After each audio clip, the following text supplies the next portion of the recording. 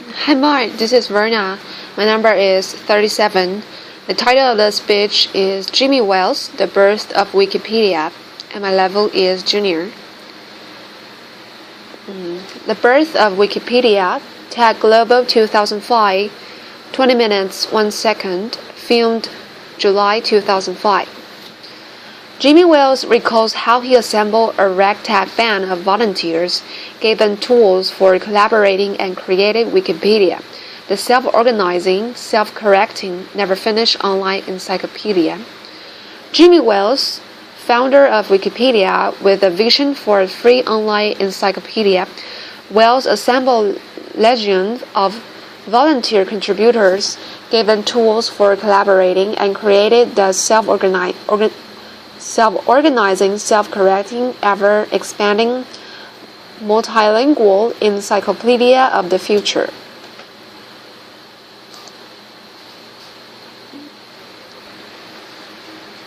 Subtitles and transcript. Charles Van Doren, who was later a senior editor of Britannica, said that ideal encyclopedia should be radical. It should stop being safe, but if you know anything about the history of Britannica since 1962, it was anything but radical. Still a very completely safe, stodgy type of encyclopedia. Wikipedia, on the other hand, began with a very radical idea, and that's for all of us to imagine a world in which every single person on the planet is given free access to the sum of all human knowledge. And that's what we're doing. So Wikipedia, you just saw a little demonstration of it. It's a freely licensed encyclopedia. It's written by thousands of volunteers all over the world in many, many languages. It's written using Wiki software, which is the type of software he just demonstrated. So anyone can quickly edit and save, and it goes live on the internet immediately. And everything about Wikipedia is managed by virtually and all volunteer staff. So when Yocha is talking about new method of organization, he's exactly describing Wikipedia. What I'm going to do today is tell you a little bit more about how it really works on the inside. So Wikipedia is owned by the Wikimedia Foundation, which I founded, a non-profit organization. As our goal, the core aim of the Wikimedia Foundation is to get a free encyclopedia to every single person on the planet. And so, if you think about what that means, it means a lot more than just building a cool website. We are really interested in all the issues of the digital divide, poverty worldwide, empowering people everywhere to have the information that they need to make good decisions. And so we're going to have to do a lot of work that goes beyond just the internet. And so that's a big part of why we have chosen the free licensing model, because that empowers local entrepreneurs or anyone who wants to. They can take our content and do anything they like with it. You can copy it, redistribute it, and you can do it commercially or non-commercially. So there's a lot of opportunities that are going to arise around Wikipedia all over the world. We're founded by donations from the public, and one of the more interesting things about that is how little money it actually takes to run Wikipedia. So Yocha showed you the graph of what the cost of printing press was, and I'm going to tell you what the cost of Wikipedia is. But first, I'll show you how big it is. So we've got over 60,000 articles in English. We've got 2 million total articles across many, many different languages. The biggest languages are German, Japanese, French. All the Western European languages are quite big. But only around 1/3 of all of our traffic to our web clustered to the English Wikipedia, which is surprising to a lot of people.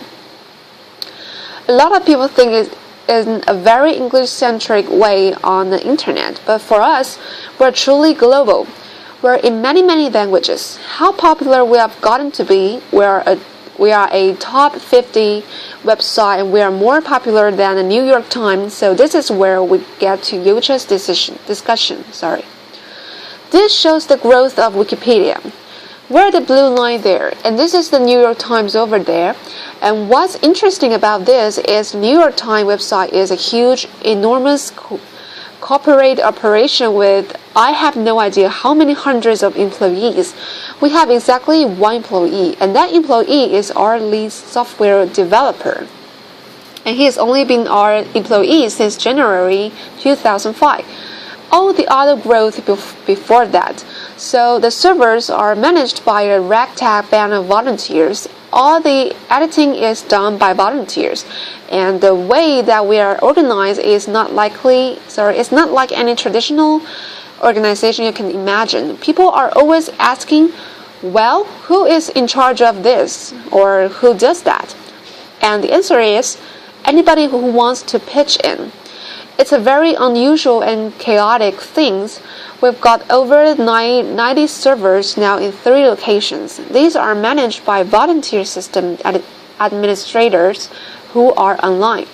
I can go online any time of the day or night and see 8 to 10 people waiting for me to ask a question or something. Anything about the servers. You could never afford to do this in a company. You could never afford to have a standby crew of people 24 hours a day and do what we are doing at Wikipedia.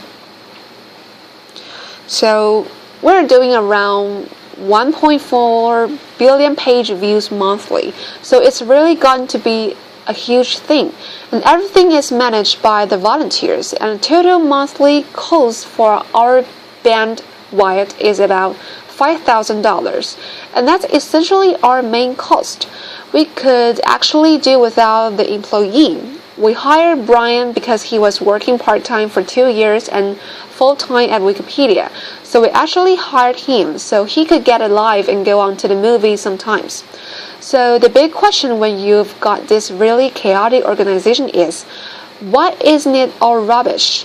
Why is the website as good as it is? First of all, how good is it? Well, it's pretty good. It isn't perfect, but it's much better than you would expect, given our completely chaotic model. So when you saw him make a ridiculous edit to the page about me, you think, oh, this is obviously just going to degenerate into rubbish. But when seeing quality tests, and there haven't been enough of these yet, and I'm really encouraging people to do more. Comparing Wikipedia to traditional things, we win hands down. So a German magazine compared German Wikipedia, which is much smaller than English, to Microsoft Encarta and to Brockhaus Multimedia, and we won across the board. They hired experts to come and look at articles and compare the qualities, and we were very pleased with that result. So a lot of people have heard about the Wikipedia Bush Carey controversy. The media has covered this somewhat extensively. I started out with an article in Red Herring. The reporter called me up and I have to say that I spelled my name right, but they really wanted to say the Bush Carey election is too contentious. It's tearing apart the Wikipedia community. And so they quote me as saying, they're the most contentious in the history of Wikipedia. What I actually said is they are not contentious at all. So it's a slight misquote. Later, the articles were edited quite heavily, and it is true that we did have to log the articles on a couple of occasions. Time magazine recently reported that extreme action sometimes has to be taken. And Wells logged the entries on Carey and Bush for most of 2004. This came after I told the reporter that we had to log it for occasionally a little bit here and there. So the truth in general is that the kinds of controversies that you would probably think we have within the Wikipedia community are not really controversial at all. Articles on controversial topics are added a lot, but they don't cause much controversy within the community. And the reason for this is that most people understand the need for neutrality. The real struggle is not between the right and the left. That's where most people assume, but it's between the party of the thoughtful and the party of the jerks. And no side of political spectrum has monopoly on either of those qualities. The actual truth about a specific Bush Kerry incident is that the Bush Kerry articles were logged less than 1% of the time in 2004. And it wasn't because they were contentious, it was just because there were routine vandalism, which happens sometimes even on stage. Laughter. Sometimes even reporters have reported to me that they vandalized Wikipedia and were amazed that it was fixed so quickly. And I said, I always say, please don't do that. That's not a good thing. So how do we do this? How do we manage the quality control? How does it work? So there's a few elements, mostly social policies and some elements of the software. So the biggest and the most important thing is our neutral point of view policy. This is something that I set down from the very beginning as a core principle of the community that's completely not debatable. It's social concept of cooperation, so we don't talk a lot about truth and objectivity. And the reason for this is if we say we're only going to write the truth about some topic, that doesn't do us a damn bit of good of figuring out what to write. Because I don't agree with you about what's the truth. But we have this jargon term of neutrality, which has its own long history within the community, which basically says anytime there is a controversial issue, Wikipedia itself should not take a stand on the issue. We should merely report on what reputable parties have said about it. So this neutrality policy is really important for us because it empowers a community that is very diverse to come together and actually get some work done. So we have very diverse contributors in terms of political, religious, cultural backgrounds. By having this firm neutrality policy, which is non-negotiable from the beginning, we ensure that people can work together and that the entries don't become simply a war back and forth between the left and the right. If you engage in that type of behavior, you will be asked to leave the community. So real-time peer review. Every single change on this side goes to the recent changes page. So as soon as he made his change, it went to the recent changes page. That recent changes page was also fed into an IRC channel, which is an internet chat channel that people are monitoring with various software tools. And people can get RSS feeds. They can get email notifications of changes, and then users can set up their own personal watch list. So my page is on quite a few volunteers' watch list because it's sometimes vandalized. And therefore, what happened is someone will notice that change very quickly, and then they'll just simply revert the change. So real-time peer review. So there's a new pages feed, for example, so you can go to a certain page of Wikipedia and see every new page as it's created. This is really important because a lot of new pages are just garbage that has to be deleted. ASDF, but also that's some of the most interesting and fun things. Some of the new people will start an article on some interesting topic. Other people will find that intriguing and jump in and help to make it much better. So we do have edits by anonymous users, which is one of the most controversial and intriguing things about Wikipedia. So Chris was able to do this change. He didn't have to log in or anything. He just went on the website and made a change. But it turns out that only about 18% of all the edits to the website are done by anonymous users, and that's a really important thing to understand. The vast majority of the edits that go on on the website are from a very close-knit community of maybe 600 to 1,000 people who are in constant communication. And we have over 40 IRC channels, 40 mailing lists. All these people know each other, they communicate. We have offline meetings. These are the people who are doing the bulk of the site, and they are, in a sense, semi-professionals and at what they are doing. The standards we set for ourselves are equal to or higher than professional standards of quality. We don't always meet those standards, but that's what we are striving for. And so that tight community is who really cares for the site, and these are some of the smartest people I've ever met. It's my job to say that, but it's actually true. The type of people who are drawn to writing an encyclopedia for fun tend to be pretty smart people. The tools and the software, there are lots of tools that allow us meeting the community, to self-monitor and to monitor all the work. This is an example of a page history on flat Earth. And you can see some changes that were made. What's nice about this page is you can immediately take a look at this and see, okay, I understand now. When somebody goes on and look at, they see that someone as anonymous IP number made an edit to my page. That sounds suspicious. Who is the person? Somebody looks at it, they can immediately see highlighted in red all of the changes that took place to see, okay, well, these words have changed, things like this. So that's one tool that we can use to very quickly monitor the history of a page.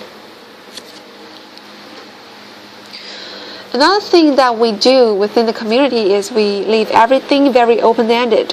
Most of the social rules and the method of work are left completely open-ended in the software. All of this stuff is just on wiki pages, and so there's nothing in that software that enforces the rules. The example I've got up here is the votes for deletion page. So I mentioned earlier, people type ASD, FASDF. It needs to be deleted. Cases like that, the administrator just deleted. There's no reason to have a big argument about it, but you can imagine there's a lot of other areas where this question is this notable enough to go in an encyclopedia? Is the information verifiable? Is it a hoax? Is it true? Is it what? So we needed a social method for figuring out the answer to this. And so the method that arose organically within the community is the votes for deletion page. And in a particular example we have here is a film, Twisty Issue.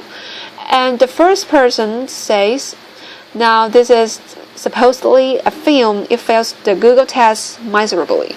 The Google test is you look in Google and see if it's there, because if something not even in Google, it probably doesn't exist at all. It's not a perfect rule, but it's a nice starting point for quick research. So somebody says, delete it, please delete it, it's not notable.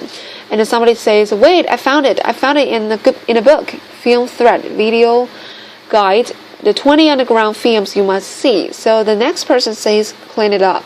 Somebody says, I found it on IMDb, keep. And what's interesting about this is that the software these votes are just text typed into a page. This is not really a vote so much as it is a dialogue. Now, it is true that at the end of the day, an administrator can go through here and take a look at this and say, okay, 18 deletes, 2 keeps, we'll delete it.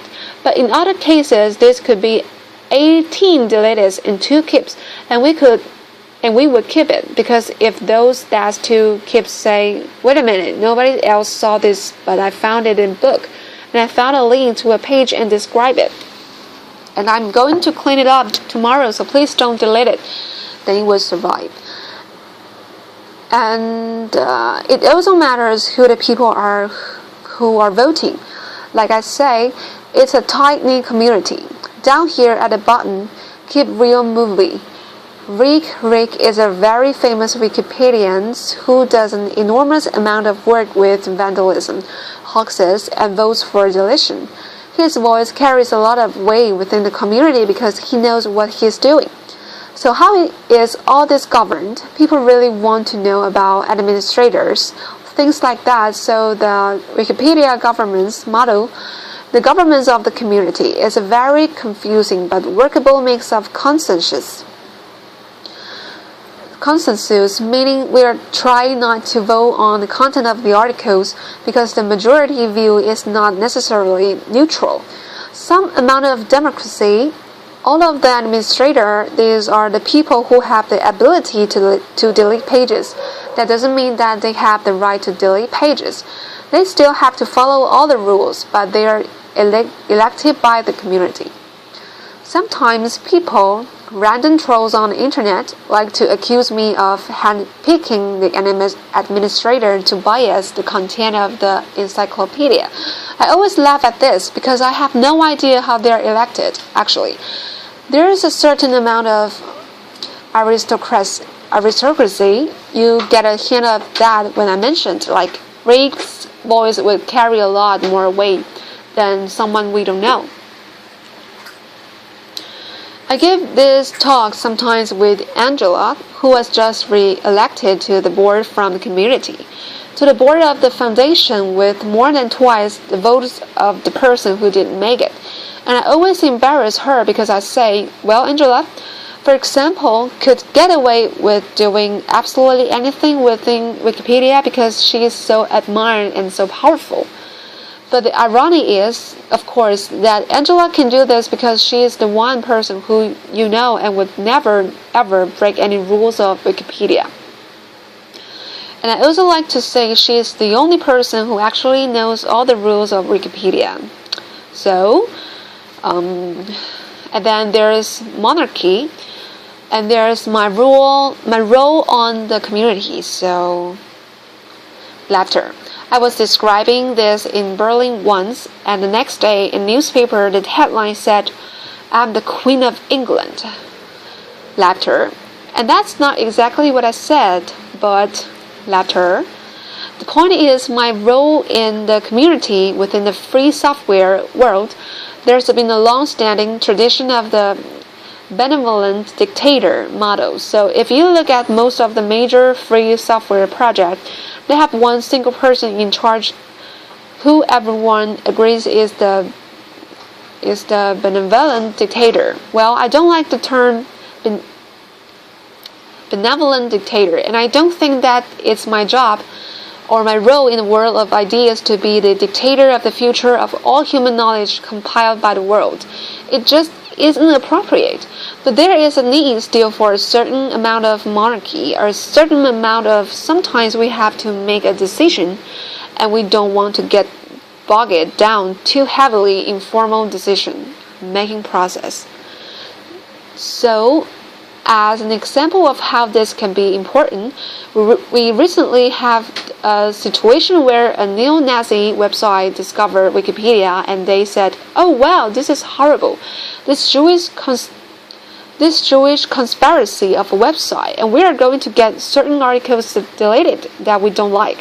And we see they have a voting process, so we are going to send. We have 40,000 members, and we are going to send them over, and they are all going to vote and get these pages deleted. Well, they managed to get 18 people to show up. That's neo-Nazi math for you. They always think they've got 40,000 members when they've got 18. But they managed to get 18 people to come and vote in a fairly absurd way to delete a perfectly valid article. Of course, the vote ended up being about 85 to 18, so there was no real danger to our democratic process. On the other hand, people said, but what are we going to do? I mean, this could happen, but if some groups get really seriously organized and comes in and wants to vote, then I said, well, fuck it. We'll just change the rules. That's my job in the community, to say we won't allow our openness and freedom to undermine the quality of the content. And so, as long as people trust me in my role, then that's a valid place for me. Of course, Because of the free licensing, if I do a bad job, the volunteers are more than happy to take and leave. I can't tell anyone what I do. So the final point here is that to understand how Wikipedia works, it's important to understand that our wiki model is the way we work. But we are not fanatical web anarchists. In fact, we are very flexible about the social methodology because ultimately the passion of the community is for the quality of the work, not necessarily for the process that we use to generate it. Thank you. Applause. Ben Saunders. Yeah, hi, Ben Saunders. Jamie, you mentioned impartiality being a key to Wikipedia's success. It strikes me that much of the textbooks that are used to educate our children are inherently biased.